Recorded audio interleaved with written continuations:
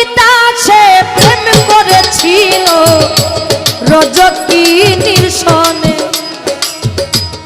রজকিনী ধূপার মাইয়া অনেকেই তা জানে গো।